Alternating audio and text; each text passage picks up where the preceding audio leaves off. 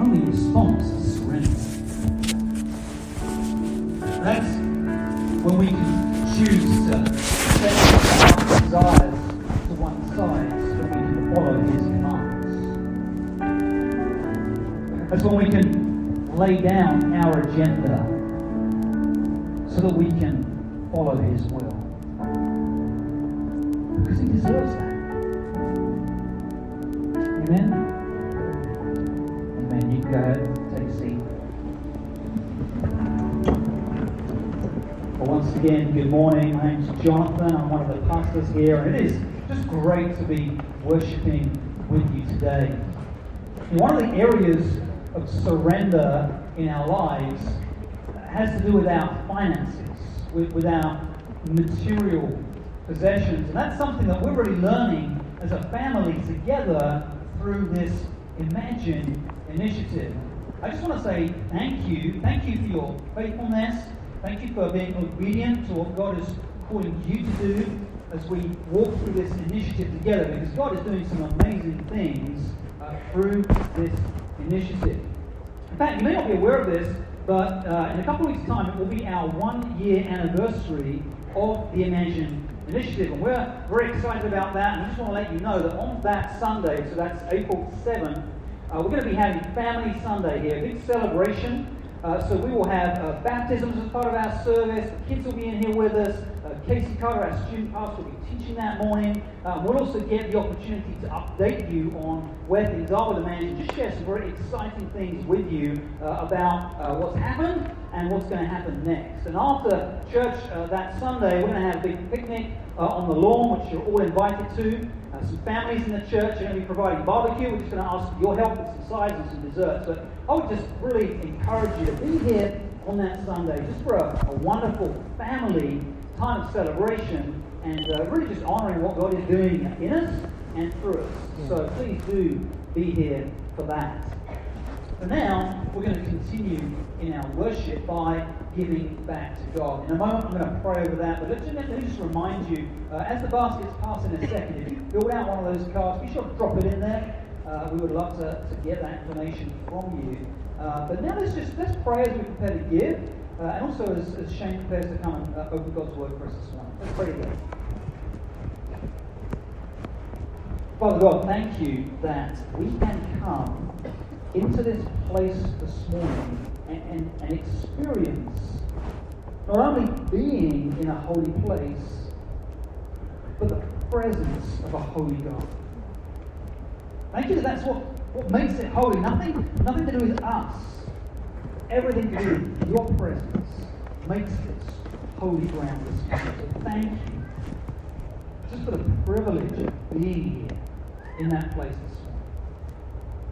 God, as we prepare to give back to you now, as we prepare to surrender in that financial area of our lives, I just pray that you would receive these offerings and that you would multiply them, use them to make your name great around the world. But God, even as we give, I pray that you would do something in our own hearts as we surrender. Make us even more dependent on you as we give. I pray, Lord God. But as Shane now comes to teach and we hear your word, God, I pray that you would just give us ears to hear through him, from your word, what you want to speak into our lives this morning. God, we thank you for what you've done already this morning. We thank you for what you've yet to do this morning. We pray all of these things in the precious name of Jesus. Amen. Well, good morning. Good morning. Great to see you guys here. And so I want to say, if you're a guest, welcome. Thanks for joining us. And just so glad you chose to worship with us today. And before we dive in, yesterday we had a marriage workshop. Many of you showed up for that. I just appreciate Kevin complimenting. Kevin is our care pastor. Appreciate his leadership and that marriage team and their leadership. And just so you know, Kevin, are you in here right now? Oh, there he is. He's back there. So Kevin, last week celebrated his 8th year here at Southwood. Isn't that cool? 8 years, man. Everybody. If you want to throw in a holy kiss, Kevin, messy, but that's okay. So, but no, we do appreciate you, Kevin. Love you, man. Appreciate your heart and all you do here at Southwood. Well, if you have the Bibles, go ahead and turn with me to the Old Testament book of Deuteronomy chapter 34.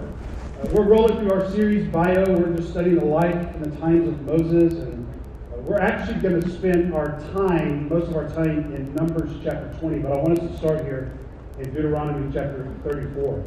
If you were here last week, you know that we saw how, in spite of God's people's rebellion, in spite of their opposition and the constant grumbling, God led them to the edge of the promised land. And when they got there, God told Moses, the leader, hey, choose 12 men, send them into the promised land, this land that I promised to give to my people, to spy it out. And so those 12 spies went in. And when they came out, they sort of had a mixed response. All of them affirmed that this land was everything that God said it would be, but 10 of them came back and they were overcome with fear. They saw the people living in the land and they saw them as an obstacle to God's promise and God doing what he said he would do. However, 2 of those spies, Joshua and Caleb, came back and they chose faith. They chose to trust that God would do what he said he would do. And as we unpacked that last week, we talked about even in our own lives, with our circumstances, whatever they may be, every circumstance in life is either an opportunity or an obstacle. An opportunity to demonstrate our faith in God by trusting him, or an obstacle to our faith by doubting him.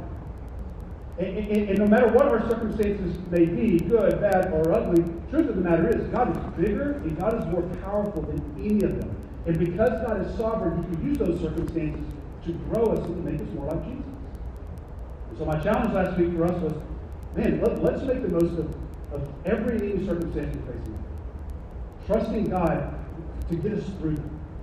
Because here's the reality. Very seldom does God take us out of or remove us from our circumstances.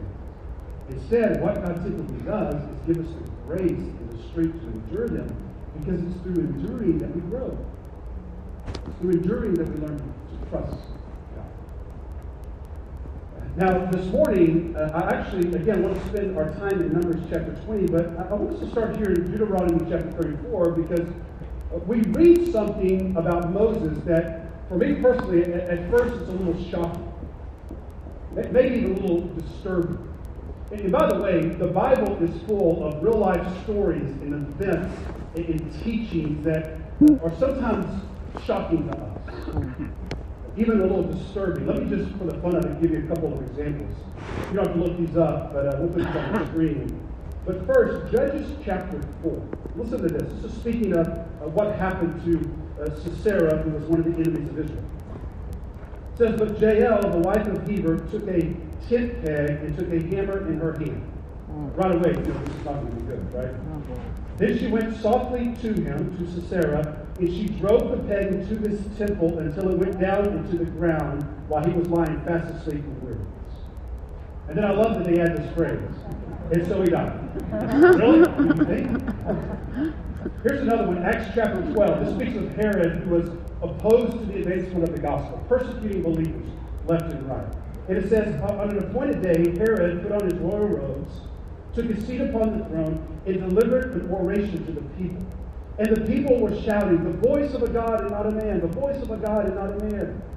And it says, immediately an angel of the Lord struck him down because he did not give God the glory. And here it is. And he was eaten by worms and breathed his last.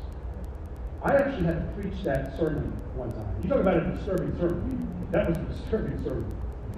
And then even Jesus, Jesus in many of his teachings in the Gospels, there's continuously things he said that just shocked people. For example, Luke chapter 14. Jesus said, if anyone comes to me and does not hate his father, mother, wife, children, brother, sister, even his own life, he cannot be my disciple. It's a little shocking, right? Well, here in Deuteronomy chapter 34, we read something about Moses, this guy that we've been studying. We read something that at first is incredibly shocking. Let me just show you what it is. Look at verses 1 to 4. Deuteronomy 34. It says that Moses went up from the plains of Moab to Mount Nebo to the top of Pisgah, which is opposite of Jericho. And the Lord showed him all of the land. Okay, this is the promised land that God promised. Gilead as far as Dan, all of Naphtali, the land of Ephraim, and Manasseh, all the land of Judah as far as the western sea, the Negev and the plain, the valley of Jericho, the city of palm trees, as far as Zor. Okay, so this is, God's taken on this mountain. He says, Moses, look, this is all the promised land. Verse 4. This is the land which I swore to Abraham, to Isaac, and to Jacob, that I will give to your offspring. Moses, I have let you see it with your eyes.